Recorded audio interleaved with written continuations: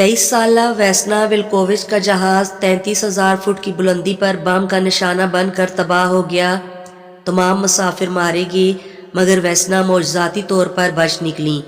आज से ठीक 50 साल पहले एक एयर होस्टेस जहाज के हादसे के बाद 33,000 फुट या 10 किलोमीटर की बुलंदी से गिरी मगर बाद में अपनी कहानी सुनाने के लिए जिंदा रहीं।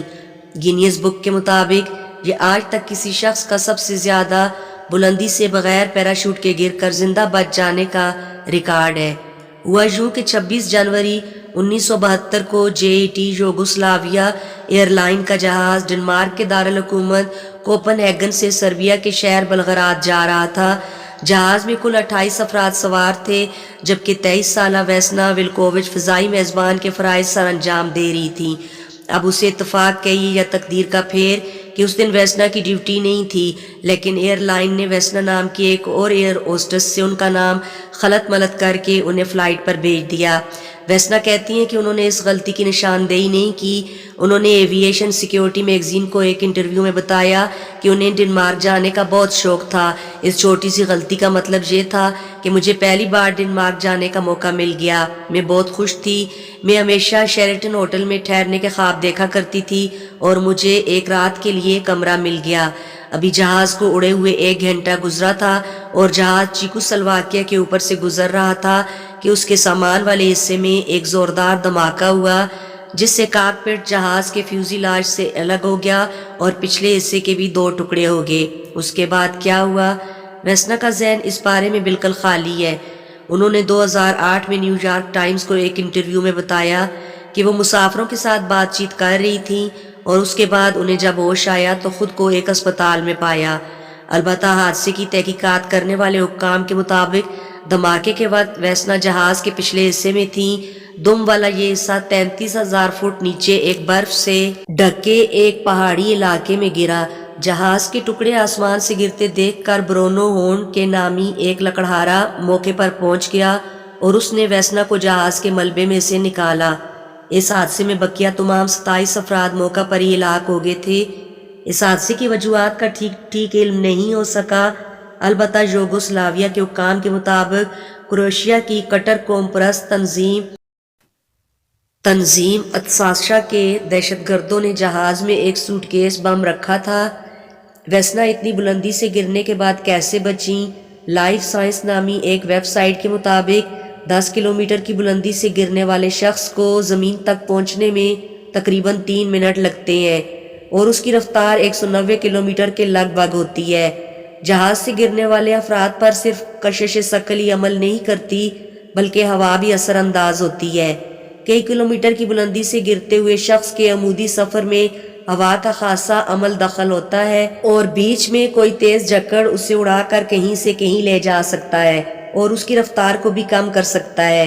वेस्ना की खुशकिस्मती ये थी कि वो जहाज की दुम वाले हिस्से के अंदर फंस गई थी और ख्याल किया जा सकता है कि परों की वजह से ये हिस्सा लहराता हुआ जमीन पर आया होगा और जमीन से तसादम के वक्त से उसकी रफ्तार निस्बतन कम रही होगी।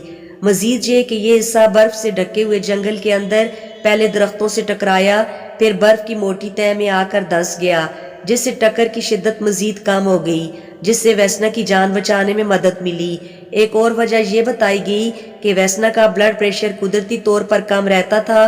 उन्होंने इंटरव्यू के दौरान बताया कि जब वो एयर होस्टेस बनने के लिए मेडिकल टेस्ट देने गई तो इससे पहले खूब काफ़ी पी ताकि उनका ब्लड प्रेशर बढ़ जाए और उन्हें फेल ना कर दिया जाए।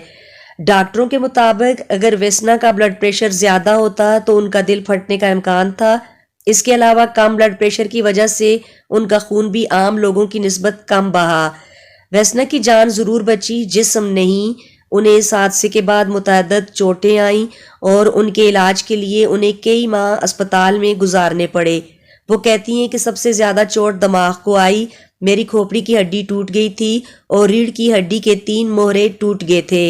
एक मोहरा बिल्कुल चकनाचूर हो गया था जिसकी वजह से मैं अपनी टांगें हिला नहीं सकती थी। इसके अलावा उनकी दोनों टांगें और पेड़ों की हड्डी भी टूट गई थी। डॉक्टरों ने मुझे दोबारा जोड़ दिया। रीढ़ की चोटों की वजह से वेस्ना कमर से नीचे बदन को हरकत देने के काबिल नहीं रही थी, लेकिन 2 महीने बाद वो चलने के काबिल हो गई। उन्होंने न्यूयॉर्क टाइम्स को बताया کہ میں ٹوٹ گئی تھی اور ڈاکٹروں نے مجھے دوبارہ سے جوڑ دیا۔ کسی کو توقع نہیں تھی کہ میں بچ جاؤں گی۔ سب سے زیادہ حیرت انگیز بات یہ ہے کہ ویسنا کو اس حادثے کے بارے میں کچھ یاد نہیں۔ وہ کہتی ہیں کہ جب ہوش میں آنے کے بعد انہوں نے اپنے والدین کو اسپتال میں دیکھا تو حیران ہو کر پوچھا کہ آپ یہاں کیا کر رہی ہیں؟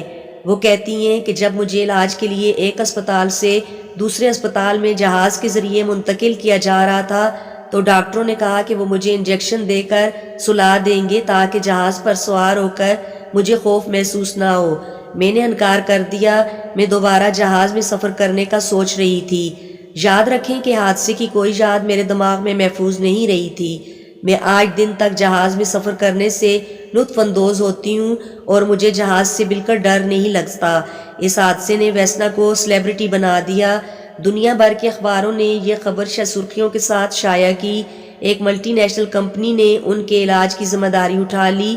جب وہ اپنے ملک یوگوسلاویا لوٹی تو اس وقت کے حکمران مارشل ٹیٹو نے انہیں اعزاز سے نوازا۔ ویسنا نے یوگوسلاویا ایئر لائن دوبارہ بطور ایئر ہوسٹس ذمہ داریاں سنبھالنے کی درخواست کی، مگر ہوائی کمپنی نے انہیں زمینی کام دے دیا۔